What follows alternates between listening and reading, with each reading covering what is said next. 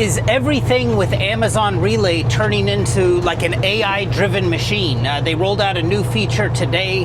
We're going to talk about, how it was, how it's going, and potentially where it's going for us carriers.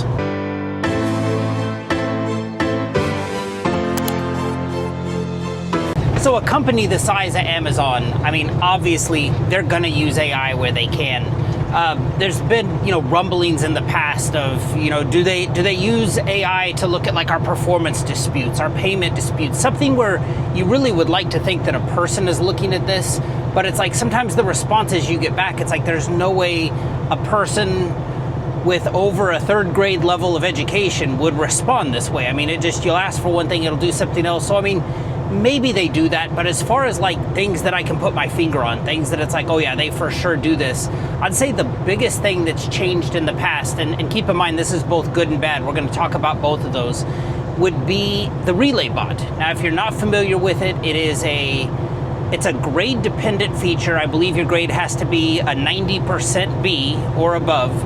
And what it is it'll be the little shaking bubble at the bottom, that little text bubble, and it will offer you, it'll make you offers on loads. Now, my overall opinion of it has been positive. It's been a way for me to increase the amount on loads from anywhere between, as little as like 10%. Sometimes I've gotten it to go up, 25, 30, 40% even at times. And it's very convenient. There's been nights, there's been weeks at a time where I've only booked loads from the Relay Bot. But make no mistake about it. They even say it's an AI-powered tool. When you're talking to it, it says like, I absolutely am AI. So that's the positive side of it is, yeah, you can get more, more for loads. But then the downside of it is there's times when you're talking to it. How did it work before then? Before then, they would send out spot capacity emails. You would reply to it, and then a person from Amazon, their brokerage department, would call you back and negotiate things. There's things that, like, if you were talking to a person, like if you agreed on the rate, but let's say the load was supposed to start at 3, but you couldn't physically be there at 3, but you could be there at 3:15, a person would say yes to that 100% of the time. There are times where the Relay Bot, you'll agree to a price, but you're like, well, I can't be there. That'll ruin my on-time portion of my grade. I need this bumped back like 20 minutes. And it'll be like, sorry, there's no room for adjusting the pickup time. So, that's kind of a frustrating part with it. There's definitely ups and downs. So, what's changed is, I used to probably get, let's say, 20 to 30 spot capacity emails a week.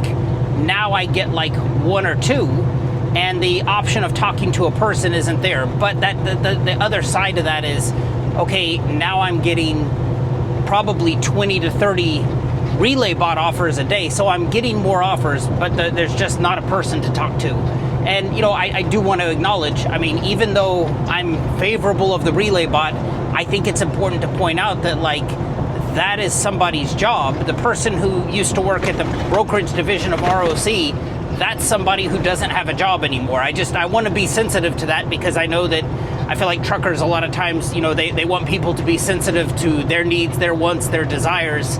And I think it's important to point that out, that like there's definitely somebody who used to have a job at Amazon who's now been replaced with AI. Now, I do want to point out, there are times where I feel it like insulting to my intellect a little bit. Not to sound too uppity about myself, but it's insulting to my intellect to be sitting there talking to a computer, wasting my mental horsepower on coming up with responses to a computer. If you feel that way at all, maybe you don't. Maybe you're fine talking to a computer and that's fine. For me, it eats at me sometimes. A great workaround for this, and this kind of, you can say that, you can tell me like, hey, this isn't a win, that's not a win. Sure, maybe it's not, but it also is not a loss either. You can go to like a ChatGPT and you can say, write me out a response asking for more money on a freight load with emphasis on my performance and safety, and go at it, go. And it will write you back a wonderful response. You might have to tweak a couple little things on it, but what I do is I did this specific to Amazon Relay, and I just keep what AI wrote for me saved on a note or a file, however you have to save it on your phone. Mine's in a note. And whenever I'm going to interact with the Relay Bot, I head over to that note and I copy it. so that when the relay bot, because it always asks you, well, why do you need more for this? And yeah, I was kind of wasting a little bit of time, a little bit of energy coming up with responses to it. It makes me feel a little bit more in the driver's seat knowing that, like, okay, Amazon's AI is now interacting with my AI. I'm going to say no to it twice, and whatever its final offer is on that third time, now I have a decision to make. But if you're one of those people where AI is intimidating to you, or you just don't like having to deal with it, head over to ChatGPT and use AI to serve you well. So what's changed today? What did they roll out? Well, I got a notice in the Relay app saying that when you're on a trip and you need help, it's always been an option to request trip support. And there have been things historically where, like, a site doesn't have trailers, or one of infinite possibilities comes up where you need Amazon to call you back and to discuss, like, how to proceed with a load. They've done away with that starting today. And their new thing is so the request trip support button has been replaced by the ask a question button. And this I kind of see it as like a double-edged sword. I mean, it is good to talk to a person, to actually, like, hear a voice, have them give you instruction, and to be able to proceed with that. So I mean, there's like that personal component is now going to be gone. I haven't messed with it at all. I mean, I'm actually on my first trip right now since they've rolled this thing out. So I mean, if I have to interact with it at all, I'll include that in a video. But I guess, so the negative, I mean, obviously, just like before, I'm sure there's somebody at Amazon losing their job who's now replaced by AI. I don't want to, talk about this without addressing that. I mean, I don't like that aspect of it. The aspect of it that I do like is that, before, when you requested trip support, you might have a 3 to 7 minute conversation with a person, and then they would summarize those, 7 minutes down into like 3 or 4 sentences into a load note. And maybe not everything was discussed, and not everything that was discussed made it into that load note. The thing I like about chatting with this AI is, and you can bet I'm going to do this, and I would encourage you to do the same, as soon as I request support, I'm turning on that screen record. There is going to be no language barrier with this. So, I mean, that's also another positive. But, I mean, as far as, screen recording exactly what it says, exactly what it tells you, I think that that's going to be like a CYA thing that is going to be essential to, got a little car, doesn't want to let me over. It's all right, go around me, little car. There we go. It's going to be, I feel like that will be an improvement, because I can't tell you how many times I've been talking to a person and something is said, but that is not mentioned anywhere in the load note that they provide. And so I see this as like a fantastic, I don't want to say improvement, but I mean, there's no, and two, keep in mind, let's say you recorded the call and you went to Amazon after the fact, they marked you down for something. Are you really going to get them to listen to a phone call and be like, listen, right here at 3 minutes and 15 seconds, the ROC agent told me to do it this way, and that's exactly what I did, and you're marking me down? They're not going to listen to the phone call. But now, with a simple little screen recording and then a screenshot, you can send over a photo and say, look, this is what your AI told me to do. And I should point out, with this new feature, there are some things that I'm absolutely never going to do for Amazon again. I mean, there's just absolutely no way. ITR loads. It has been a policy of mine. If you're not familiar with it, there are these in-transit recoveries. It's where somebody's taking a trailer somewhere, they have a breakdown, they run out of hours of service, for whatever reason, they need to dispatch your truck to that location to pick up the trailer and basically finish the trip.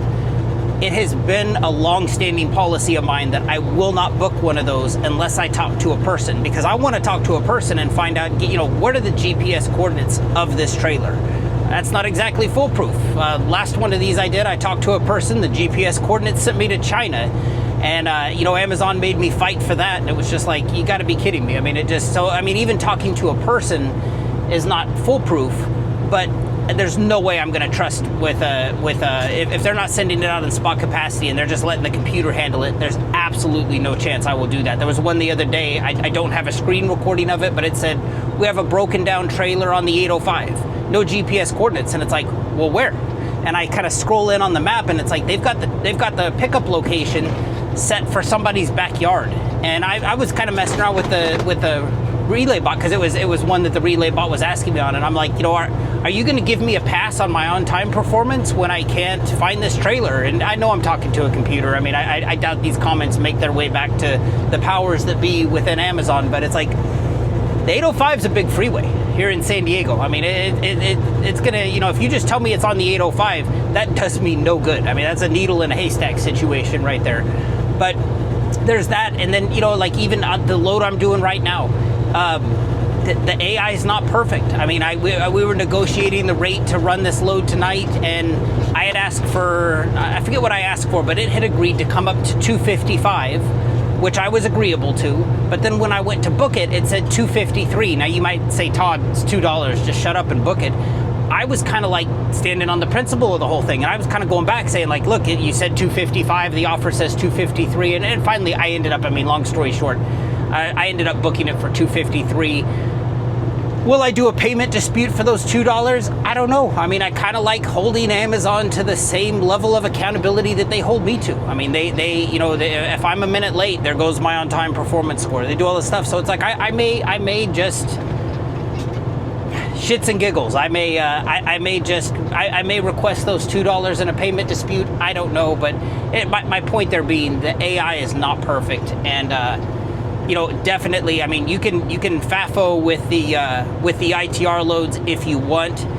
I absolutely would not do it. I've done a prior video before where the Amazon saying the trailer's in El Cajon. I live in El Cajon, and they actually put it. They put it GPS coordinates. It was about 1.5 miles from where I live, and I'm like, oh my gosh, this would be perfect. Like, I'm literally going to have 0 deadhead from my house. Well, then you start looking at the details of it, and it's like it's listed in El Cajon, but then the pickup location is in Cajon, California. And if you're not familiar with Southern California, the difference in those two is about 140, 150 miles, and depending on traffic, that could be anywhere between like a 2 and 4 hour drive. You'd hate to book something thinking it's in El Cajon and then find out, oh crap, the computer made a mistake. I'm due in Cajon in 45 minutes. So definitely more to come from me on this.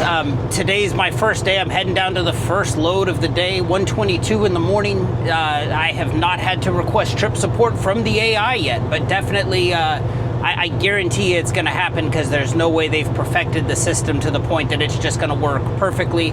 You can bet I'm going to screen record it. You can bet I'm going to have this camera with me, and I will document it for you in real time so that you can see, okay, this is what it looks like, and this is the things it's getting right, this is the things it's getting wrong. But long story short, definitely more to come from me on this. I appreciate you taking the trip with me. Hope this video serves you well. Take care.